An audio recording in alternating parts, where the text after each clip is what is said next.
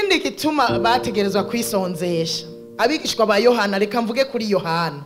Yohana yari afise igikorwa kidasanzwe, igikorwa kandi kigoye. Yari afise intumbero y'inyigisho ziwe igoye cyane. Icambere, Yohana yagerageza kwigisha bo mu gihe ciwe kugira ngo bahinduke bihane. Ntivyari vyoroshe kugira ngo uwigishe umuntu gushikaho yihanana. N'uyu munsi turabibona ko bitoroshe.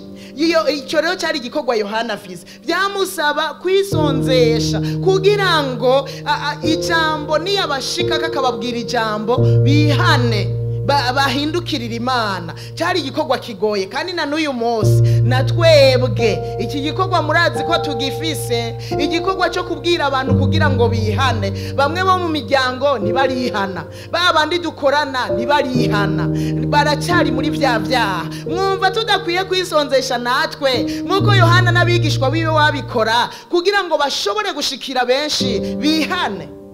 Nimwumva ko dukwiye kubikora. Ikindi cha Yohana yakora kwari ugutegura umuzo wa Kristo, gutegura inzira ya Kristo. Urumva kubwira abantu ngo haruhura inyuma yanje andusha ubushobozi, ivyo ntavyo bumva, ntavyo batahura.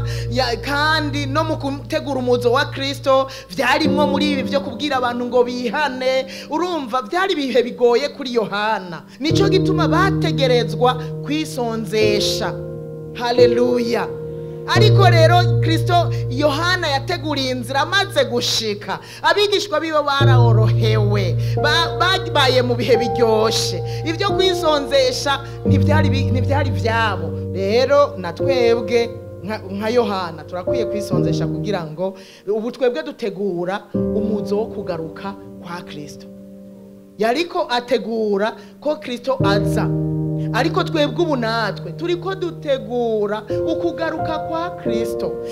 Dutegerezwa kwisonzesha kugira ngo twisonzesheje tubwire abantu ubutumwa bwiza butuma bitegurira ukugaruka kwa Kristo, butuma bategura imitima yabo kugira ngo Kristo azosange twiteguye, tumeze neza, atabizibiza, atabituremereye, atabidufashe. Ndakunda kuvuga ngo Kristo azojana abaremurutswe. Burya ibyaha biraremera, ibyaha biraremera.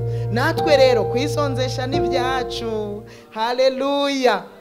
Abafarisayo bobo nabo nyene barisonzesha, ariko bobo yaramafyeri kuko bobo bisonzesha ngo kabiri mu ndwi.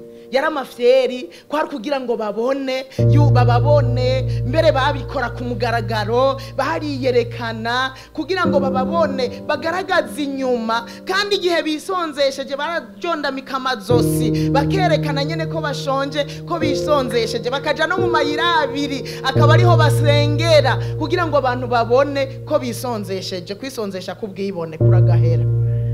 Urazi kwiyicisha inzara mugabo kugira ugire wambonye. Imana ibafasha abafarisayo, nitukaba abafarisayo biragahera.